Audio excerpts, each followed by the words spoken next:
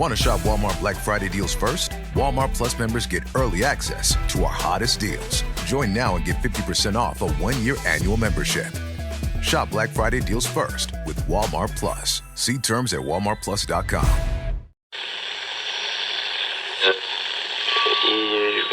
Ampire.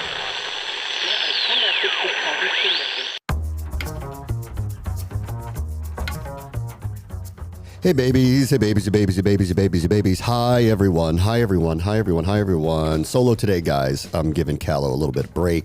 We've got my weekly conversation with John Keim of ESPN and the John Keim Report. Different format this time. I was not able to tape with him yesterday, which I typically do for today's visit.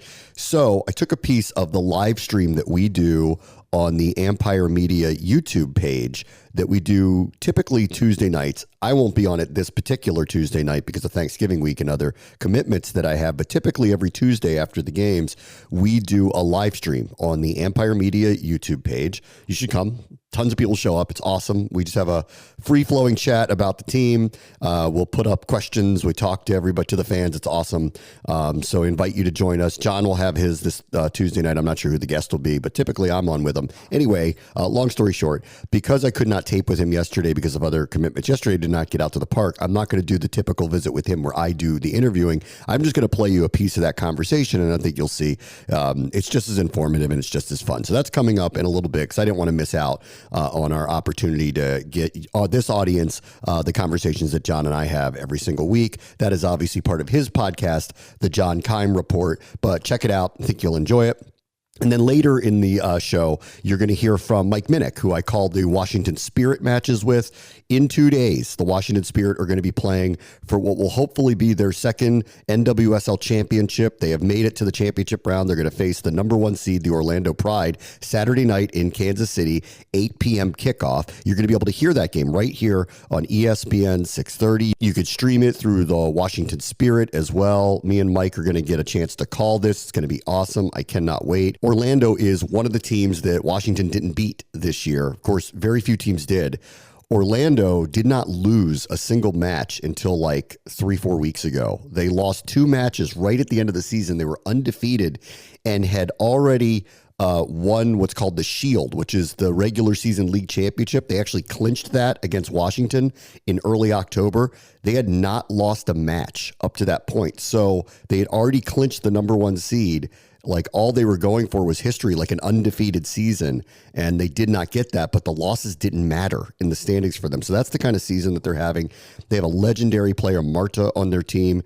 They have this striker, Barbara Banda, who showed up in April and has just been outrageous and nearly impossible to stop. So Washington's got their hands full, obviously, but Mike and I have seen magic from this team, including in this playoff run over Bay FC and then Gotham, where they both had these late comebacks and these heroics in the penalty kick time. And so I put nothing past them. So I'm really excited to call that. We get to call a championship match Saturday night, and you'll hear from me and Mike as we kind of share our thoughts as the Spirit go for what would be their second title in 4 years if they were to win. They won in 2021, did not make the playoffs in 22 or 23, back in the playoffs here. And because they won their first 2 playoff matches here and won their last 3 in 2021, they're actually on the longest playoff win streak in league history, 5 in a row. Nobody had ever done that. It was either going to be them or Gotham that got it. Gotham was also on a 4-game playoff win streak when they lost at Audi Field last week. So I'm pumped to talk about that. All right, let me get into the Commanders here now. And then I want to talk a little bit about the Jets and all the reporting that's going on with Woody Johnson, and maybe a little bit about the Cowboys and their situation moving forward, which if you missed the show yesterday, Callow and I talked a lot about what's going on in Dallas and how their season is kind of cratered and how Jerry's kind of seemingly losing his fastball. And I don't want to reiterate all of that. Take a listen to yesterday's show if you missed it and you get a chance to hear all that stuff that we talked about there. But I did do a lot of film review of the Cowboys last night, and really just over recent weeks, it's silly to go back to the early part of the season with them because Dak Prescott is not coming back. He had season-ending surgery on his hamstring. A number of the players on defense, may or may not be coming back. Deron Bland could make his season debut this week, but he hasn't played all year, so there's nothing to see from him. I'd have to go back to last year, and that's a different defense. Dan Quinn and Joe Witt running it.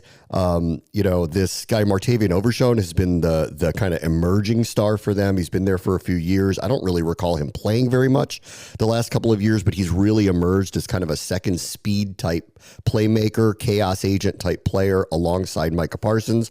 I will say this about Parsons since returning a couple of weeks ago. He looks like his old self. Remember, he missed, a few weeks there with the injury in the middle of the year. He's providing as much consistent pressures over the last couple of weeks as we've seen in all the recent years that we've covered and played against them. So he's bringing it, but it feels like he's kind of bringing it alone. They remain a team, and this was something that they had an issue with over the last couple of years. They were a turnover machine. They were tremendous pass defense. I think they flipped games with the turnovers, and the offense was scoring at such a high clip that they didn't need their defense to be great at everything, and they really weren't that great of a run defense over the last couple of years. A number of people used to kind of complain about the skill set and size of their interior defensive linemen, and I don't think that I'm qualified enough to go to that length. I will say this: running the ball against Dallas was always the best defense against, or best offense against Dallas, and that continues to be true here. I think you want to mitigate their pass rush as much as possible. I don't necessarily know if DeMarcus Lawrence is going to play. Doesn't sound like he's heading in that direction. So that takes another prominent player off of the field. Micah Parsons, the way that he alters games is really in the pass game and less in the run game. They remain a team that you can run the ball up the middle on pretty effectively. Last couple of weeks when I've watched them, the Texans ran the ball very effectively against them with Mixon.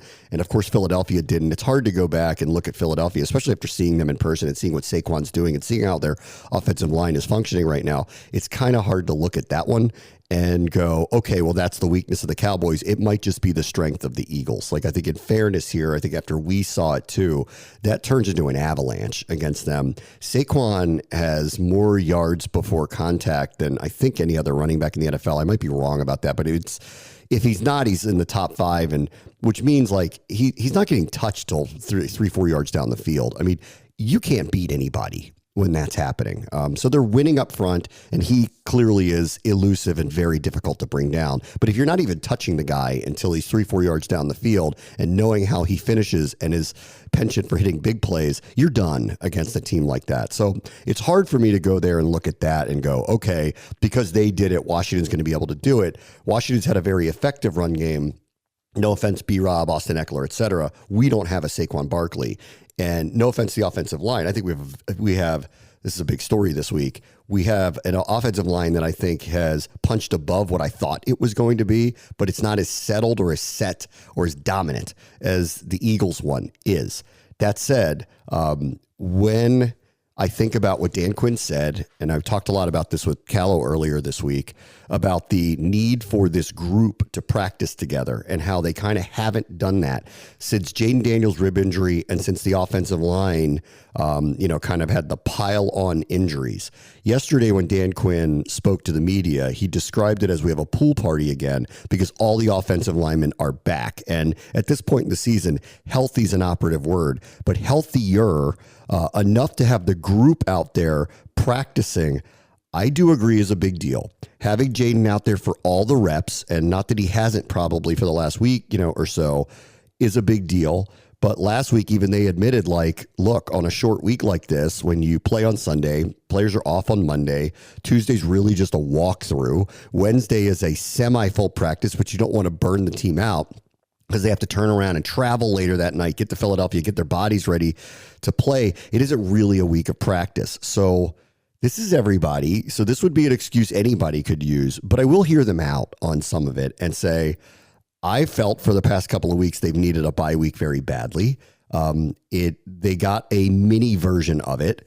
They are catching a team at the right time, especially defensively. I expect Washington to run the ball heavily in this game. Earlier in the season, when they were efficient and optimally moving the ball, gaining 152 on 4 separate occasions, over 200 yards a game rushing the ball. Jaden Daniels back then was rushing for about 56 yards per game. Over the last few weeks, it's only been about 27.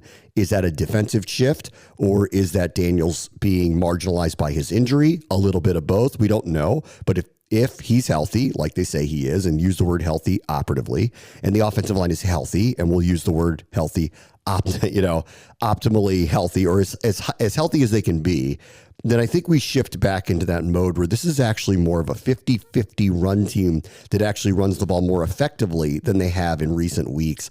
And this opponent is having a hard time stopping anybody. They are the 31st ranked scoring defense. This is kind of like, this really, in watching them too, it totally reminds me of, it's PTSD triggered from last year with the Commanders. Like, people forget the year before. While the Commanders' record was bad, their defense was ranked very highly. They were ranked up in the top 10. I don't remember exactly where.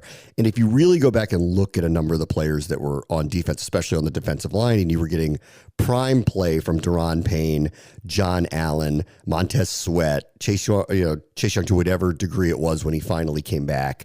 But you were getting the type of play behind it as well, where they were actually effectively playing pretty well.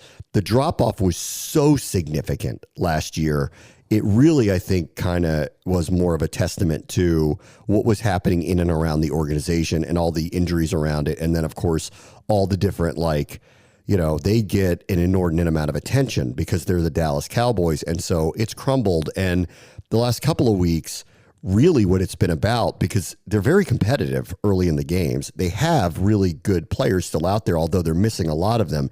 It's been mistakes, their inability to kind of get drives going. Their run game early in early downs is practically non-existent. They then turn to short screen plays with non-playmaking type people. They are trying to get the ball to CeeDee Lamb a little bit, but it's near the line of scrimmage and less down the field. Don't feel like they have the time to do that because of injuries to their offensive line. They don't have a run game that is scaring anybody. And then eventually mistakes are happening. And against Philadelphia, just cascaded with a pile of turnovers. That's the hope here, that Washington is going to kind of flip the game a little bit with some turnovers, because I don't know really what to expect from them. I'm going to talk more about this tomorrow, but there's a part of me that feels like that there's going to be an effort mentality by them. Like, they tried to fake punt a couple of weeks ago. Pittsburgh did too against Washington. It should have succeeded. They've tried it before against Washington. Will they have packages for Trey Lance that are different than what we've seen so far? Are they going to come in and run an option with him? I would buy that. I do feel like there's going to be an effort mentality from them this weekend where they just throw everything on the wall with whatever they got in the hopes that it can generate enough mucked up play that they can figure out how to be close in the fourth quarter. And they're just going to have to avoid the massive glut of turnovers they've had because it's just gone the wrong way. For Washington, I just want it steady as you go. This should be a B-Rob game. Hand the ball off, get back to the run game, take this idea of this team hasn't had a lot of practice together. And now, if that's what you're saying is the real reason why the efficiency and effectiveness of the offense, alongside health, has really kind of gone down. There's been a lot of 3-and-outs by Washington in the last couple of weeks. We just saw almost none of that early in the season. Remember, we were laughing. Tressway didn't punt in a couple of games, or had one punt in 2 games. It was laughable how efficient they were able to move the ball. We knew that they were going to hit a wall and it was going to change. They're saying the reason is injuries piled up, stopped us from being able to practice. The coordination and timing was off, and therefore that's what you saw, especially against good teams, good defenses. Philadelphia and Pittsburgh qualify good defenses, good teams. This is a team that, back in August, I wouldn't have expected this record or what's going on with them, but here they are. And so all of this now reads into, we're getting our full week of practice back together. Our guys are feeling healthier. We've had a little bit more time off. We've hit that kind of wall in the season where the adversity struck. We needed a break. We got away. We spent our weekend doing whatever. Came back around and we looked up on the schedule and we got a marginalized team that anybody who's a carryover here goes, yeah, I was there a year ago. I know what that's like. It's really terrible. You're sheep to a slaughter. And hopefully Washington takes advantage of it. I'm calling for steady Eddie here. We're going to run the ball. We're going to run it with B-Rob. We'll run it with Eckler. We'll run it with McNichols. We're going to have some design stuff with Jaden to try to catch them on the edge. We're going to hit them right up the gut. We're going to play time of possession here. We are going to force them to try to get creative, to try to move the ball, and hopefully it's going to cascade with a number of mistakes like we've seen. Their downfield passing game outside of Lamb has been practically non-existent. I don't know if Jake Ferguson is playing. Therefore, The tight end is not necessarily much of a threat, and running the ball just has been non-existent. And on early downs, if they stay to form and they're going to continue to kind of just hand off to Rico Dowdle, I like our chances of getting them in. What I've seen over the past few weeks with them is where they're consistently in 2nd and 9, 2nd and 8. And that's going to be hard for them to live and move the ball effectively. And therefore, once they start taking chances, this is where you have an opportunity to flip the game and get some turnovers, get some sacks, game-changing plays. Dante Fowler shows up again. Dorrance Armstrong, hopefully motivated to play against his ex-team. Maybe Deron Payne has a wake-up game here, a better game than he had a week ago, where especially if Zach Martin isn't going to play and they're down again another Pro Bowl caliber player, can he wake up and have a bigger game this week? And so I feel very confident in what's coming here. If Washington, I don't think needs to go out of their way to try anything elaborate to try to win. I think you just play this very straight up. You know that you're playing a marginalized team. You let them make the mistakes, and you do what's actually worked for you to have the success early in the season, and you go back to it. You run the ball. You have to run the ball this week. This is a B-Rob game. This is a Jaden game on the ground. When they were winning, the numbers are, I don't have them right in front of me. I'm going to use it for the pregame show, so if you want to tune into that, you can check it out. But they were averaging over 5 yards a play earlier in the season when they were running the ball like 50-50 and running the ball effectively. When they didn't and they threw the ball more, the numbers trailed off to about 3 to 4 yards per play. It's a huge difference. So this is the week to get right, and hopefully they do. And I just, it's hard if you watch Dallas to see a path for them unless Washington kind of collectively goes the wrong way based on what's happened with attrition and adversity. And I don't see that or feel that. So I do expect Washington to really bounce back. All right. I'll just spend a quick moment on this now because we'll get to Keim in a little bit in our conversation about the Commanders. So the reporting on the Jets is coming out that the owner is so actively involved that he's, without even knowing it, his own worst enemy. And he is collapsing what should be bare minimum playoff team and maybe more. Now, the larger question is, and I think this is something I've talked about here for a long time, I don't believe that Aaron Rodgers is the same player that he was in Green Bay 6 years ago, right? Because we played Green Bay like towards the end of his tenure there. And I was saying it, you could bookmark me and go look it up. I was saying then in film study, he's really good. He's a Hall of Fame player, but he's not what he was. He's not as mobile as what he was. He's not willing to take the hits like he was. He doesn't move around as much as he did. And that's, maybe age and, being wise, trying to be wise with his body at an accelerated age in his career. So when the Jets got him, I'm like, listen, this is way better than what they had. And considering the roster that they have, it should work. And then unfortunately, he got the Achilles injury. We never really got to see it a year ago. But him being average ended up not being a surprise to me based on what the end of his tenure in Green Bay was, how off the field, how wonky he'd been, going to a new place, hadn't won very much, and then now coming off of an injury. And then one of the big things that popped out of this reporting of what happened with Joe Douglas now going out is that Woody Johnson, who meetings all the time with the players and the coaches, and that's a terrible sign. We lived this with an owner that, was quote unquote meddlesome and getting in the way of people doing their jobs. That one of the things he said was like way back in week 4 or 5, whatever it was when they lost to Denver. And supposedly he said that they should bench Rodgers after the performance of that game.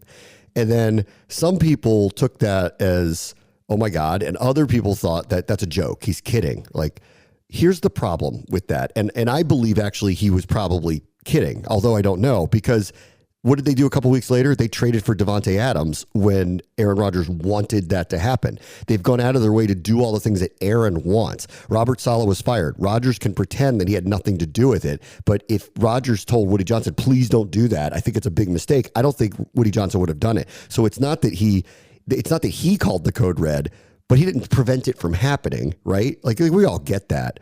So I don't actually believe that. I think Rodgers has the owner's ear, and I don't believe that like any of that stuff happened. I do think he meant it, like that he was kidding. Here's the problem. The other people who work there don't know that. They don't know that from him. And he's not self-aware enough to understand that when he says something, everything's taken literally, even if he doesn't mean it to be literally. This is the problem when the person who's in charge is the billionaire, owns the team, and holds your fate in his hands, and will do things that are erratic, like fire the GM in the middle of the season, fire the coach in the middle of the season. When you do those things, no one believes you're kidding when you say you're kidding. I believe he was kidding. Of course, I wasn't there. But I could see where everybody in the room goes, is he? Am I going to get fired if I don't do that? Was that literal? And he's not self-aware enough to understand that. He won't, but needs to. All my Jets fans friends are like freaking out. Even some of them said, could they force him out like the NFL forced Snyder out? And I go, no, they can't. Like, those are extraordinarily different circumstances. Mismanaging the team is not cause for being forced to sell.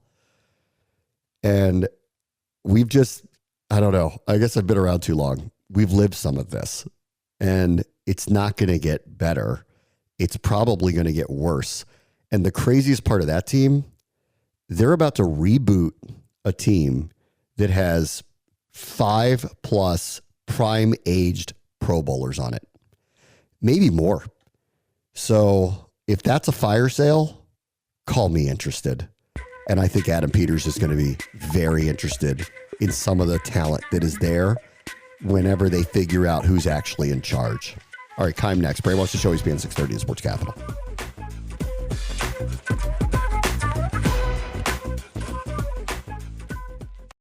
At Sierra, discover joyous deals on great gifts for everyone on your list. Like cozy slippers, ski gear, fishing poles, bikes, large kayaks, even larger canoes. Whew, which might lead to another discovery.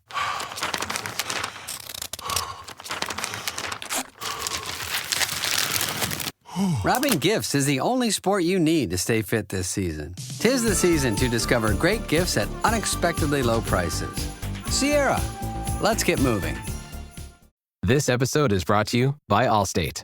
Some people just know they could save hundreds on car insurance by checking Allstate first. Like you know to check the date of the big game first before you accidentally buy tickets on your 20th wedding anniversary and have to spend the next 20 years of your marriage making up for it. Yeah, checking first is smart. So check Allstate first for a quote that could save you hundreds. You're in good hands with Allstate. Savings vary. Terms apply. Allstate Fire and Casualty Insurance Company and Affiliates. Northbrook, Illinois.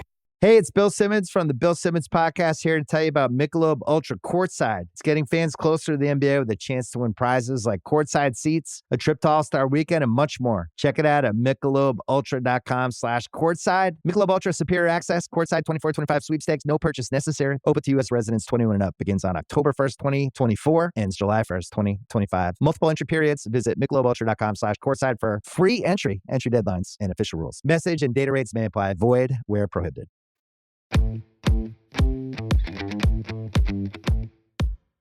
Welcome back. So weekly, we have a visit with ESPN's John Keim, host of the John Keim Report. Typically, I tape that on a Wednesday at practice and play it for you on a Thursday as we get set for a game. But for a variety of reasons, I could not literally attend practice yesterday. I got a big week here. We got a spirit match for an NWSL championship and, of course, Cowboys and Commanders as well. So I asked John if he didn't mind because Tuesday nights, most Tuesday nights, not all of them, but most Tuesday nights at 7:30, John hosts a live stream on the Ampire Media YouTube page. And oftentimes I'm the guest with him. So this week, instead of doubling up and having me do the interview of him, I just decided to take a segment of the live stream that we did to discuss all the different things that are going on with the Commanders and play that for you. Remember, you can check that out Tuesdays at 7:30 at night on the Ampire Media YouTube page. It's John's show, the John Keim Report, but I'm often a guest on that. And also, obviously, check out the John Keim Report in general. But here was part of our conversation from this past Tuesday night. And the other thing is people brought up like the rookie wall, and there is a reality to that. But I think it's hard to make grand pronouncements after playing these two defenses about whether I think we'll get a better feel over the next 2 weeks, because these are the kind of teams that they've beaten and handled, right? And it's where they've moved the ball and looked good. So I'll be curious to see how they bounce back from that. And I think you get a better sense. But the other, like, you look at what Pittsburgh did to Lamar Jackson. I mean, I don't think Lamar's ribs are hurting him, right? So like that's a good D. So I think you just have to. It's just my really point good is like teams, John, it's not to it's not to overreact to anything, and it could be a number of things. And again, I'm not going to just because like we also know like sometimes you find something out later. It's like but if it was still an issue, I will. And let me say this. We'll see this week how sharp they are because it's not a good defense and you do get a full week of practice. So all that other stuff is now off the table this week. You've got to go out there and that's so yes, for sure. It's a really beat up team. They got embarrassed again last night. Everyone's literally on the pregame show talking about who's going to replace Mike McCarthy. Like clearly that's just completely gone. Like we lived this last year. That one's just completely gone sideways. And so, if Washington got the worst of the schedule at the worst time with the state of their team, specifically the offensive line by catching Pittsburgh at Philly in a 4-game span, well, the bounce back game is a team that doesn't look like the one that we thought we were going to get when the summer rolled around. So they need to take advantage of it. Like they've got Dallas in a very difficult spot with the team that they're putting up there. They need to win this game. I don't care how they do it. I'm with you on the run game. I want to go back to that for a minute because I've been looking this up because I'm getting ready for the before you go there, I popped it up here. So I just want to answer while it's there, but Sean Garner wanted to know about Lattimore playing this week. We're not going to know until Wednesday what he's even doing. And we'll find out later in the week. So we don't know any more than that at this point. Go ahead, Bram. Okay, so I looked up because they have been on multiple occasions over 50% of the game a run team, right? And when that's happened, not only have they put up some monstrous games, like over 200-yard rushing games, but they've had 6.1 yards per play, 5.8 yards per play. That was against Arizona. The first one was against the Giants, 6.3 against the Giants, 5.8 against Carolina. So for the last 5 where they were over 50% run, they were nearly 6 yards a play. That's a big number, right? It's a really big number. When they didn't do it, okay, in like 3 of the 4 where they didn't go at least 50-50 run pass, they were under 4 yards per play. This team currently is at its best when it runs the ball a lot. For sure. A lot. So to me, and especially with who they're playing this week, this is a great week to get well. Yes. Turn around, go back to what you're good at. This is a B-Rob, Eckler, McNichols, whoever game, but a B-Rob game where you've got a defense that is, missing a lot of people, clearly down on itself, giving up a ton of points, like 25 points, 3 games in a row, like crazy numbers that they're giving up right now. Get back to what got you here in the first place. I expect a very run-heavy, front-forward, physical type of game for this team to hopefully get the offensive line back in rhythm and get Cliff and the offense back in rhythm and get play action back in rhythm again. Well, and the other thing, it leads to more, and it's funny because I'm going to say second and shorts, third and shorts when you stay ahead of the chains like that. And someone else pointed out here about the second and short, but that 4th down and 2 sequence, they had 2nd 1 and then 3rd and 1 or 2, and they couldn't do anything. And by the way, on that run, and I'm going to check this out more. I thought at first that Cosme went, you wondered. I didn't know because you don't know, but he goes to the left, the others pull on the right. I think it may have been as simple as it was going to be a fake to Robinson going the other way. I talked about this with Logan Paulson. So, it could have been a fake going to Robinson the other way and Jaden just sprints out the other way. But the fact that he bobbled the ball kind of messed that up. And the fake would have taken care of Carter. That's the theory of it. So I'm going to find out more about that. Because I talked about this the other day, so I want to find out more. Anyways, but for the run game, having Brian Robinson back and healthy, it just adds that consistent dimension that they don't have when he's not in there. And, Chris Rodriguez did a nice job against the Giants, but it's just different when you have Robinson in there with Eckler and then mixing with McNichols as well. So and if you can get that line is banged up. And I think that's where, again, you need that bye for sure. But, and we'll see. And like someone else, Kingsbury's the slide. I mean, I don't think we can say that. Like when I'm watching Pittsburgh, they should have scored more than 30 points in that game, Bram. So I don't know. Like, we don't know. And obviously he's living with a reputation from Arizona, but I will say this for that again, like, I don't know that Cliff Kingsbury went into the season thinking they would be running the ball as much as they have, but they started having such a tremendous amount of success doing it with all these various different players doing it, that I think that that's what they're going to go back to, especially this week. And hopefully it'll start to garner some of the same results. And on Robinson, I mean, I did this a couple of weeks ago. Like, they ran the ball pretty effectively against the Giants, who also do not have a very good run defense, and then didn't run the ball effectively against Pittsburgh. Shocker. They do have a good run defense, and Robinson didn't play. But on the whole, if you took that Giants game, the snapshot of it, what was really telling was they were kind of across the board about a yard less per carry without Robinson in there against a bad rush defense, okay? Like, that doesn't sound like a lot, but extrapolated over the course of the game where you go from 2nd and 7s to 2nd and 6, 3rd and 4 to 3rd and 3, 3rd and 2, the playbook is wildly different in those scenarios.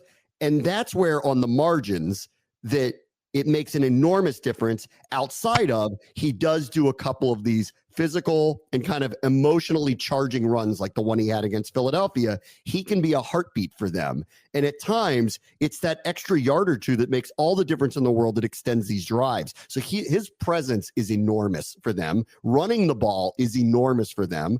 And I think this is the week that they go back to it. And because this team is also that they're playing weak against the run. So it would make a lot of sense that this is the direction that they're going to ultimately go. Sure. And I think going back to the Kingsbury stuff, and I had Josh Weinfuss on, our Cardinals reporter, after they hired Kingsbury, and that was one of the criticisms of him out there was the second half of the year. And in I think it was 3 of the 4 years or something like that, where they scored less. But one of those years, Kyler Murray's not hurt it, tore his ACL. You had James Conner out one year.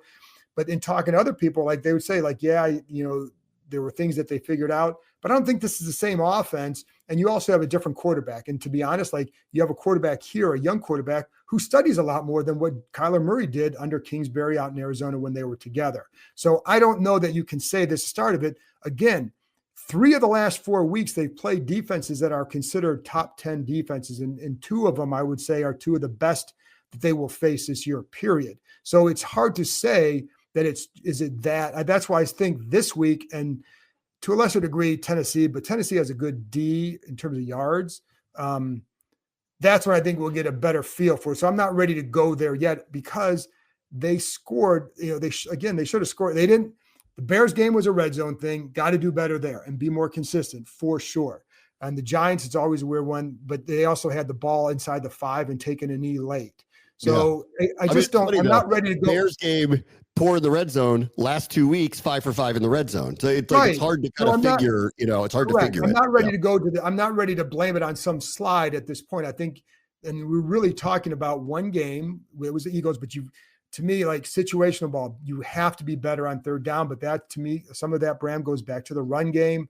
And then if you get away from these defenses, we'll see more. Will Daniels get back to being able to use his legs a little bit more to extend? I mean, it's not like he's ripping off 30-yard runs, but he was getting 7-8 yards that puts you at 2nd and 3, which makes a big difference. So yeah, I'm not overly concerned. I will be overly concerned if they have a bad outing this weekend. Yeah, I would agree with because of the situation that they're in with who they're playing. But I'm not overly concerned in general. I kind of saw this coming. It just felt like for the last couple of weeks, they needed a bye really badly.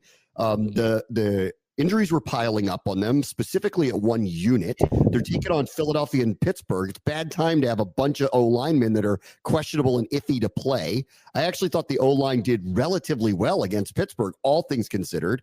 And I think up until the 4th quarter, and this is the one disappointment of the thing in Philadelphia to me, because I'm not surprised they lost. It was a tough ask, surging team. We don't have a very good run defense. That running back is bare minimum offensive player of the year and maybe MVP. He's having just an absolutely ridiculous season. They're surging. The one disappointment for me was I do love the way this team fights and competes. And I thought for a very short period of time after that decision on 4th down where they got stopped, it all just kind of crumbled. And then to the earlier point of they didn't show a tremendous amount of urgency coming out of it when they were down 2 scores. I agree. It was kind of like there was a little bit of, we're going to get them next time, guys. There was that general feel to it. And I didn't love that part of it because I'm just not accustomed to seeing that at all. And maybe on Tell the Truth Monday, they saw it too. But in the end, I felt like this team has needed a mental and physical break for a while. They just got it.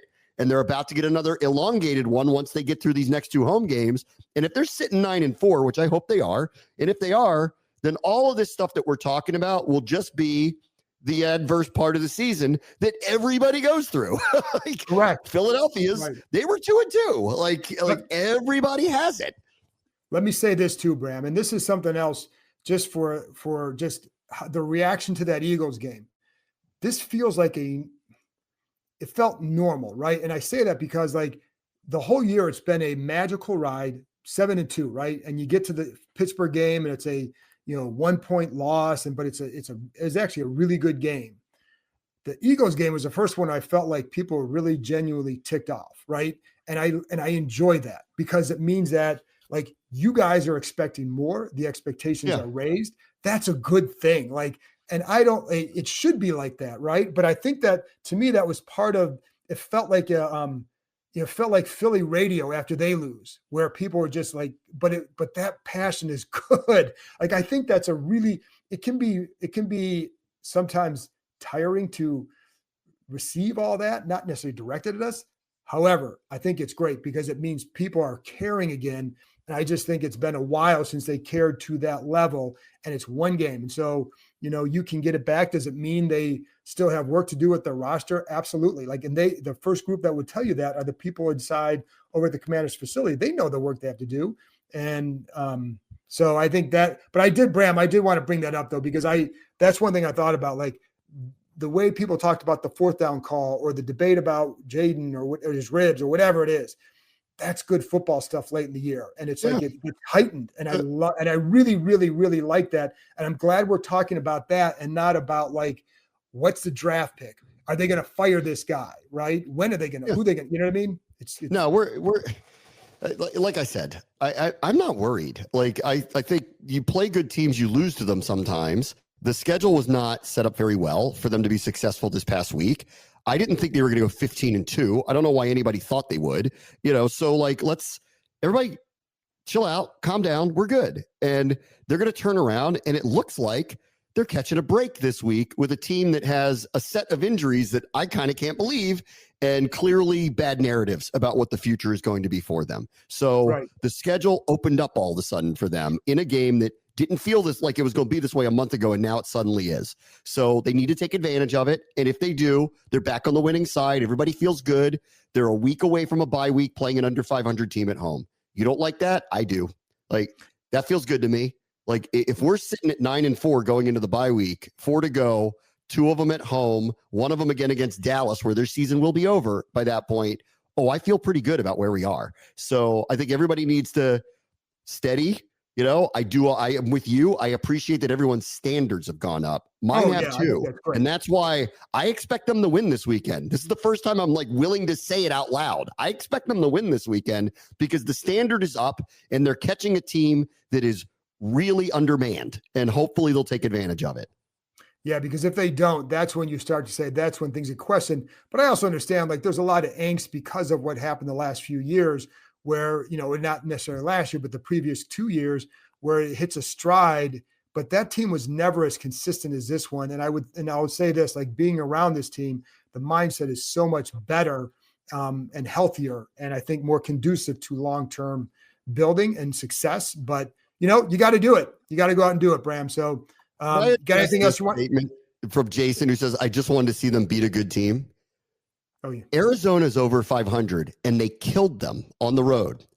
Do you think Cincinnati really stinks? Joe Burrow is the number 1 passer in the NFL. And Jamar Chase is the number 1 receiver in the NFL. They won there on Monday Night Football. When they beat the Bears, and I know the Bears have completely fallen off the map since the Hail Mary, they were 4-2 when they beat them. They have beaten good teams. Like, I am done with that narrative too. Well, Stop telling me they haven't. They have beaten good teams this year. Well, so here's the other thing with that. Most teams that have really good records have built it on beating really bad teams or beating a lot of bad teams. For example, so I was on a Philly radio show last week, and he asked me, the host asked me, like, do you think they've built their record against bad teams? Like, well, yeah, I mean, it's there. But guess what? So have the Eagles. And he kind of was very quiet at that because like the record of the teams they had beaten to that point was 22-45. They beat one team with a winning record. Buffalo had one win over a team with a winning record before beating Kansas City. So that currently has a winning record. So your job in the NFL is to beat those teams. All right, remember, subscribe to the John Keim Report to get all of his podcasts. And on Tuesday night, we host these live streams at 7:30 p.m. where we talk about the last game and get you set for the next one. Of course, the next one coming up here Tuesday. Check that out on the Ampire Media YouTube page. Back after this, Bram watch the show, ESPN 630, the Sports Capital.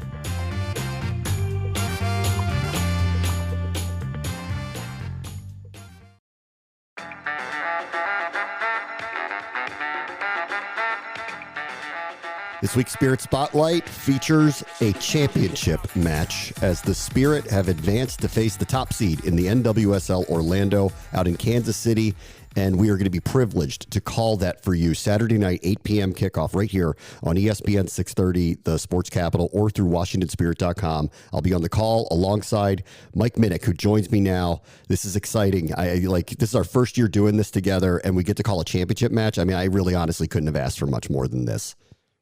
Yeah, privilege is the right word. I mean, I've been kind of waiting for this day since I got into broadcasting, really, but especially with the league, which has been 11 years. So very, very excited for Saturday. And, you know, it should be a good match, 1 versus 2 for the first time in 5 years in the championship game. Yeah, I want to look ahead in a minute, but like what happened on Saturday was one of the most memorable sporting events I've ever been to in my life. That was amazing. And this is now, let me just start with this. This is 2 weeks in a row in the playoffs where they are down late. And there's literally no quit in them. And they're getting goals from unlikely goal scorers. Tara McKeown against Bay FC late in regulation. And then Hal Hirschfeld in stoppage time just to extend the matches. I don't even know what words to put to it, really. Yeah, and in two very different ways. I mean, the Tara McKeown play was she picked up the ball and kind of went 30 yards with it and shot it and scored. And the Hirschfeld one was much more of, we got a set piece late. We got a free kick from the right side. You hit it in, and you kind of rise above the scrum there and score. So, yeah, and again, this is something we've talked about all year. This is what this team just has been able to do. I mean, they lead the league in goals in the last 15 minutes. And I can't think of too many of those that were just like, we're down 3-0 and we got a goal. They've all been impactful in terms of tying a game, winning a game. Every single play they've made late has been phenomenal. You know, it's funny. We talked about this like a couple of weeks ago. We kind of went through the season, and over, there were these unreal moments. Casey Kruger finding Croy Bethune against San Diego very late in a match. Against Gotham, they had these unbelievable moments. This past weekend, they did. There's something about the DNA of this group. They just won't quit. Yeah, and I think it's also a compliment to the depth of the team, like we've talked about, where you can say, okay, I'm going to bring McKenna Morris off start McKenna Morris down the stretch, bring her off the bench for this playoff game, and she's going to find a way to get an assist, get that cross in that how Hirschfeld headed in. Or you're going to bring on somebody like Lena Solano, who is, someone who did not play a ton of minutes this year, but got a little bit more as the season went on. He asked her to take a penalty kick in a big situation after a Stara World Cup winner just had one save, and she scores. I mean, all that momentum they had in the shootout could have been gone if Solano doesn't come through in that moment. Or how about Heather Stainbrook, who barely played and is playing these like pivotal role here down the stretch for them? Yeah, and started the last time they played Orlando, which less than 2 months ago, but it feels like a while ago because she has grown up so much. She started every game since then, and she's someone that works, does so much work. I mean, she's a talented player too, but the job that she does, just getting in the way of things, breaking up things, getting in passing lanes, making a pass to start the attack. She does a lot of things that don't show up on the score sheet, but really help the team. Let me ask you this. The way the season started, I'm not sure we knew what to expect because everything was so different and there were so many changes and there were a lot of rookies and the coaching thing was going to be, different. That's for sure. Like as they kind of worked through all of that. And as it went along, it looked like, hey, this team's for real. And then Jonah shows up, and could this have staying power? It felt like it might. And then Ule Sarr got hurt, and then Croy Bethune got hurt, and then Andy Sullivan got hurt. And at some point, I just felt like this just isn't going to happen. It's a great story. It's not going to happen. Why do you think they were able to keep it together? I think it's a combination of the depth I just talked about, where you had players that were ready to step in. And again, that's the credit to Adria Gonzalez and Jenna Heraldez that got these players ready. Either was playing them 10 minutes off the bench in the game or starting them in a Summer Cup match when Jonah had just come in. Everybody they've turned to has been ready for the moment. And I think they've also done a good job, and again, this is a compliment to the players, too, of being creative, saying, okay, we have Paige Mateer, someone who was a rookie last year, and she's going to find a way to get an assist, get that cross in that how Hirschfeld headed in. Or you're going to bring on somebody like Lena Solano, who is, someone who did not play a ton of minutes this year, but got a little bit more as the season went on. He asked her to take a penalty kick in a big situation after a Stara World Cup winner just had one save, and she scores. I mean, all that momentum they had in the shootout could have been gone if Solano doesn't come through in that moment. Or revelation last year as defensive midfielder as a rookie. Why can't she play defender for us? Why can't she use the attributes that she has to be a great defender? And here she is, starting a playoff game and outside back, and we never would have expected that a couple months ago. McKenna Morris is someone who can play forward. She can play midfielder. Kate Weezer, somebody who can play on all three lines. So when you have players that you brought in that are flexible, both in terms of their positions and in terms of their attitude, you can fix a lot of those holes that were big. I mean, like you said, you're talking about a couple of players that probably would have been first team or second team all league, and some of them, like Corey Bethune, were, and you're able to find a way to still succeed. And then it's your leadership. I mean, Kingsbury, Hatch, those players have won championships. Casey Kruger was such a big addition for this team on many levels, but the leadership one's a big one. They've had the right mix of players, and that's really added up to where they are now. All right, last thing on the past. I have never seen a goalkeeper do what Aubrey Kingsbury did. Have you? No, I haven't. I've seen shootouts where maybe a team misses one or two, but not where they put all three on target and all three get safe. And that's a credit to the work that Aubrey Kingsbury does. I know she watches a lot of film. She prepares. She trains for these moments, and she was ready for the moment. There's no question about it. And I think when you have that and you're doing it in front of your supporters group and feeding off their energy and putting that into your work, it was just a perfect storm.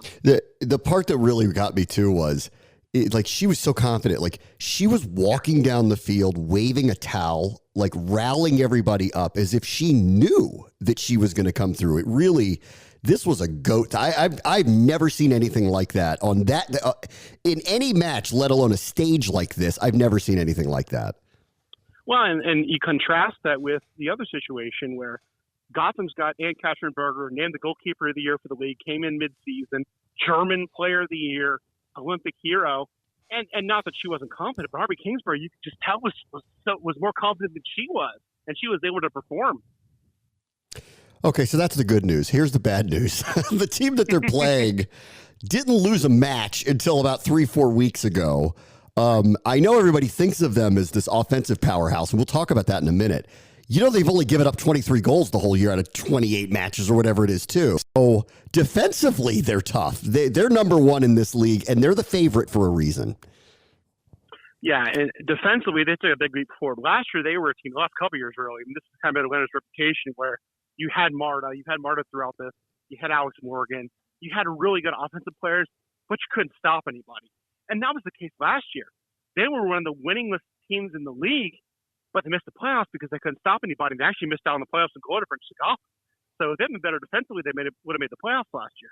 This year, they didn't change a lot, but it just seems like it's gelled better. Anna Morehouse, the English international in goal, has really found another level. She was second team all league, has gotten capped by England now, got caught up by England. She has played much better. And they've just found this group where you've got Carrie Abello, who's a younger player from Penn State, really smart soccer player. Kylie Strom is a great story.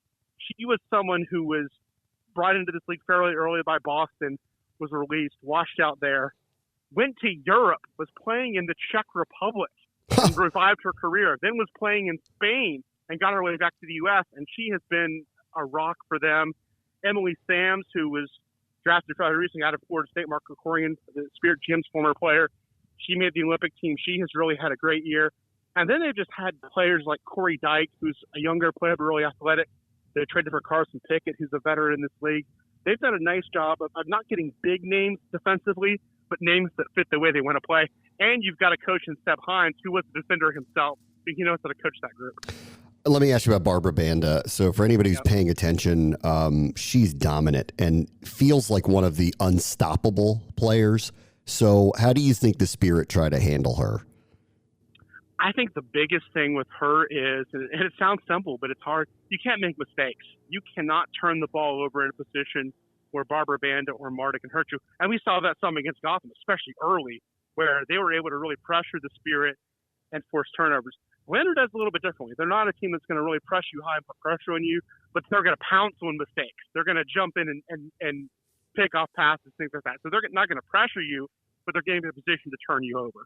So I think the biggest thing with that is don't get yourself in a position where you're having to chase her and foul her.